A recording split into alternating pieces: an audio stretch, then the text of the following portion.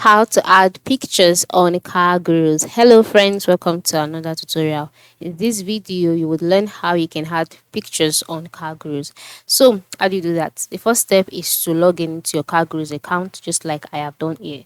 And then once you're logged in, you'll be brought to the home page where you would see some options. You see the option for you to search for a car that you like to buy, and then you'll see multiple offers to sell your car and all of that. And then once you can see this, the next thing to do is to go to the listing that you want to edit. All right. So listings, when you want to sell a car, and then you make a number of advertisements and all of that. That's your listing. All right. So if you want to add pictures to your car gurus listing, all you need to do is to go to the lowest part of the screen, move to the bottom right corner, click on the more option, and then on the profiles page, you can see some options like recently viewed, recommended cars, saved car, searches, etc.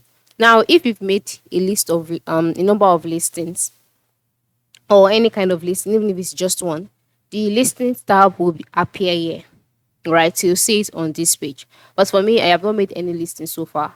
That is why this page is like this.